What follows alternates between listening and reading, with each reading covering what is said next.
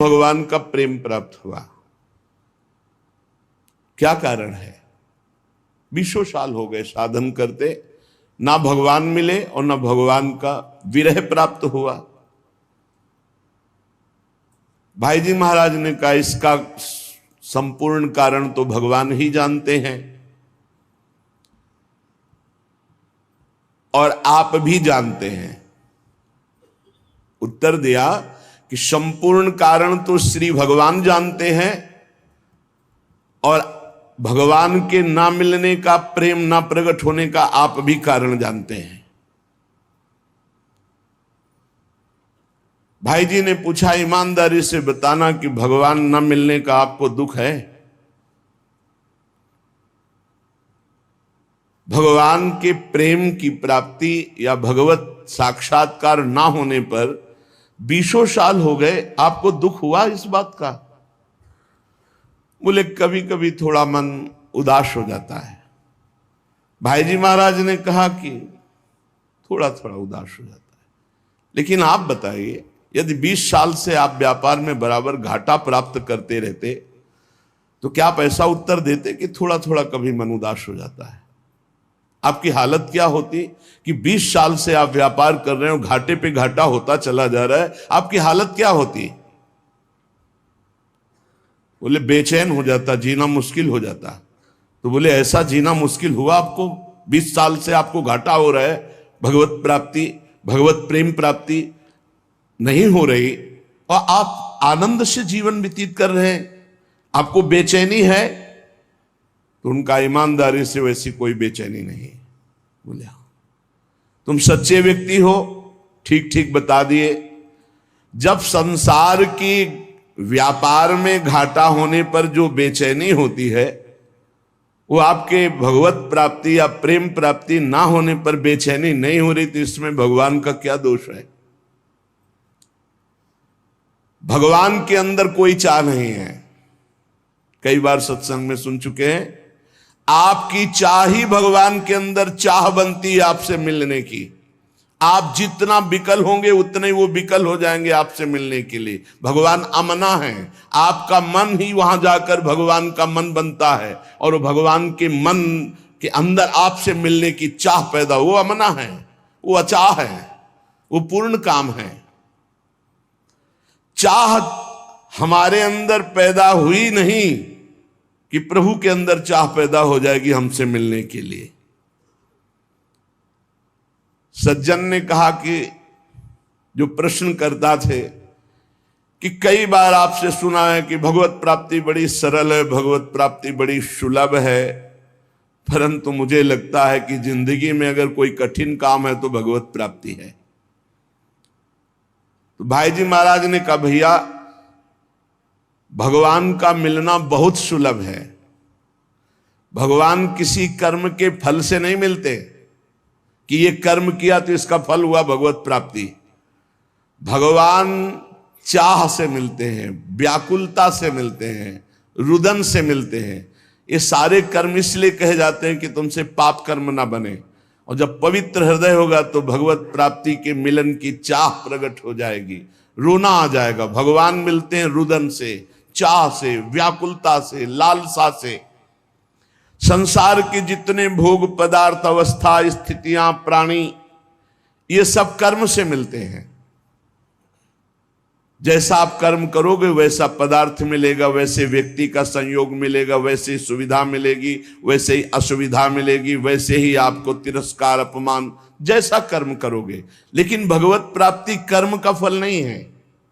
पूज्य भाई जी महाराज कह रहे भगवत प्राप्ति चाह का फल है। वो संत संग से, शास्त्र स्वाध्याय से, नाम जप से, भाई जी उसका भाव लिख रहे, नाम जप से, सत्संग से, शास्त्र स्वाध्याय से हमारे संसार की चाह हटे और भगवान की चाह प्रकट हो जाए।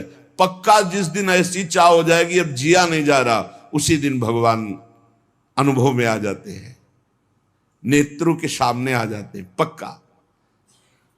संसार की प्रत्येक स्थिति, अवस्था, पद प्रतिष्ठा, इसमें कर्म है। इसमें कर्म है। आपका कर्म आपको स्थिति प्रदान करेगा, सांसारिक पद प्रतिष्ठा, लाभ, लौकिक, पारलौकिक। सांसारिक पद प्रतिष्ठा, धन संपत्ति केवल चाह से नहीं पूर्ति होती। धन की चाह, मन की चाह, मान की चाह, अधिकार की चाह, सब कर रहे हैं। मन की चाह ये मिल जाए, वो मिल जाए। मिल रहा है क्या? मिलेगा उन्हीं को जो वैसे सुकृत वाले कर्म किए हैं। रात दिन सब चाह में ही फंसे हुए हैं, परंतु सबकी चाह नहीं पूर्ति होती। संसार की चाह से निराश होकर भगवान की चाह मात्र करने से भगवान की प्राप्ति हो जाती है। कठोर परिश्रम कर लो धन की चाह पूर्ति करने के लिए, कठोर परिश्रम कर लो, पर पूर्व सुकृत नहीं है तो तुम धनवान नहीं बन सकते हो। लेकिन थोड़ा सा प्रयत्न करो भगवान नाम जप करके भगवान की प्राप्ति के लिए, ईमानदारी से बुरे कर्मों का त्याग, अभी आनंद की अनुभूति, अभी विकलता जागृत हो जाए भगवान से।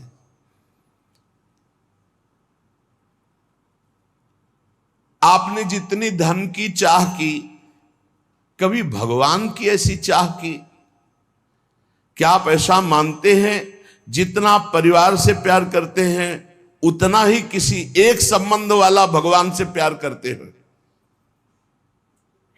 भगवान से एक संबंध वाला, जैसे माता से, जैसे पिता से, वैसे गाढ़ प्रेम भी, जैसे धन की चाह, जैसे प्रियजनों का संबंध, इतना भगवान से मानते हैं। तो उनका सत्य तो यह है कि ऐसा नहीं है। तो कैसे मिल जाए भगवान तुम्हें? भगवान कि मिलने के लिए, चाहे वो चांडाल हो, चाहे स्त्री हो, चाहे पुरुष हो, विद्वान हो, मूर्ख हो, भगवान ये नहीं देखते कि ये कौन है। बहुत सुंदर बात है। और भगवान ये नहीं देखते कि आज के पीछे इसका इतिहास कैसा रहा है। घोर पापी, निकृष्ट स्वभाव वाला या बड़ा पुण्यात्मा, संयमी, ये भगवान नहीं देखते। ये पापी रहा है या पुण्यात्मा, ये स्त्री है या पुरुष उत्तम है या चांडाल, ये विद्वान है या मूर्ख, ये वंदनीय है या निंदनीय, हमारे भगवान ये एक भी बात नहीं देखते। भगवान देखते हैं अपने से अपनापन। कितना आपका संबंध है भगवान से? आप भगवान को कितना प्यार करते हैं? क्या मानते हैं अपना? कितनी चाह है भगवान के प्रति? अगर चाह नहीं, संबंध नहीं, तो फिर कैसे आपको भगवान मिल जाए? कसौटी है। देवर्षि नारद जी ने कहा, तद विस्मरणेन परम व्याकुलतेति। प्रभु का जो थोड़ा भी विस्मरण हो जाए तो परम व्याकुलता पैदा हो जाए। कैसी व्याकुलता? धिक्कार पैदा हो जाए अपने अंदर। कैसे मैं प्रभु को भूल गया? किसी कारणवश आभास हो गया कि 1 मिनट निकल गया, अभी नाम नहीं जला। अब वो बहुत अब कौन सी ऐसी कीमती वस्तु है, कौन सा ऐसा सुख है जिसके कारण मैंने अपने प्रभु का विस्मरण कर दिया? वो बड़ा धिक्कार पैदा करता। तद विस्मरणेन परम व्याकुल। कसौटी है। आप देखो कितनी देर आप विस्मरण बर्दाश्त कर देते हैं। अव्यर्थ कालत्वम, ये भक्त का लक्षण है। कबहू काल वृथा नहीं जाए, सेवक जी ने लिखा। कितना समय आप बर्बाद करते हैं। जिसने समय की कीमत पहचान ली वही महात्मा बन जाता है। कुछ लोग तो समय काटते हैं व्यर्थ के कार्यों में, मोबाइल में गेम, संसारिक वार्ता, ताश, ये वो।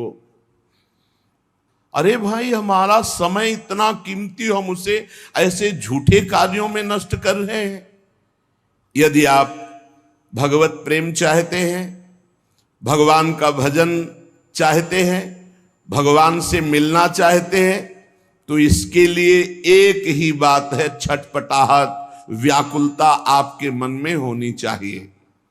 अगर नहीं होती है, आप भगवान को नहीं चाहते हैं, भगवान के लिए रुदन हृदय से नहीं करते हैं, तो सीधी बात है आपको भगवान नहीं मिलेंगे। क्योंकि भगवान चाह जिसके हृदय में व्याकुलता, उससे भगवान मिलते हैं। अगर व्याकुलता नहीं तो इसका साफ साफ अर्थ है आप कहीं सुखी हो रहे हैं, कहीं राजी हो रहे हैं, तो भगवान क्यों आवे? भगवान से मिलन की चाह पैदा करना है साधना। भगवान चाह से मिलते हैं। भगवान के मिलने की एक ही मात्र उपाय वृत्ति है व्याकुलता, रुदन, लालसा इतनी प्रबल अब जिया ना जाए। कैसी लालसा?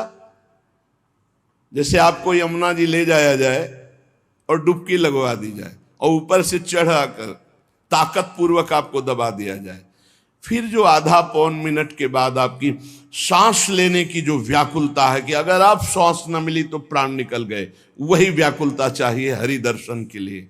अगर अब हरि नहीं मिले तो अब जिया नहीं जाएगा। तो उसी तासा महावीर, उसी समय भगवान का साक्षात्कार हो जाता है। भगवान को प्राप्त करने की अनन्य उत्कट चाह जिसके मन में पैदा हो जाए, उसके लिए किसी विधि विधान की आवश्यकता नहीं है। जैसे शास्त्रों में वर्णन आया है, संतों ने कहा इतना लाख जप करो तो भगवान का दर्शन हो जाएगा। ये शास्त्रीय बातें ठीक है भाई जी महाराज का, लेकिन इतने लाख संख्या में भगवान को खरीद लोगे, ऐसी बात नहीं है। भगवान संख्या से नहीं मिलने वाले, भगवान संख्या से नहीं खरीदे जा सकते, तपस्या से नहीं खरीदे जा सकते, व्रत से नहीं खरीदे जा सकते, संयम नियम से नहीं खरीदे जा सकते। भगवान किसी क्रिया के फल रूप नहीं है। भगवान को कोई बांध नहीं सकता इन नियम, संयम, व्रत, उपवास, तपस्या। आज तक अगर कहीं कोई बांधा है तो प्रेमाधीन, भगवान प्रेम के अधीन बंधे हैं। भगवान मोल में खरीदे नहीं जा सकते। जब भजन करते करते हमारे अंदर चाह पैदा होती, रुदन पैदा होता है, उसी रुदन, उसी चाह, उसी व्याकुलता से भगवान व्याकुल हो जाते हैं और व्याकुल होकर उसे दर्शन देते हैं। प्रेम की चाह, भगवान के मिलन की चाह जब तीव्रतर से तीव्रतम अनन्य हो जाएगी,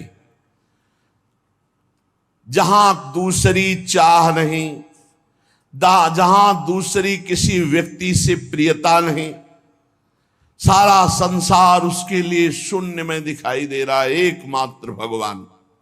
बस भगवान की प्राप्ति की यही शुभ वेला है। देश काल पात्र के भेदभाव की कोई आवश्यकता नहीं। पात्र कौन है, देश कौन है, समय क्या है, इसका विचार भगवान नहीं करते। भगवान सार्वदेशिक, सार्वकालिक, सबके हैं। कब, कहां, कैसे, किसको मिल जाए, ये कोई निश्चय नहीं है। भगवान की चाह अत्यंत आवश्यक है। साधक की साधना केवल चाह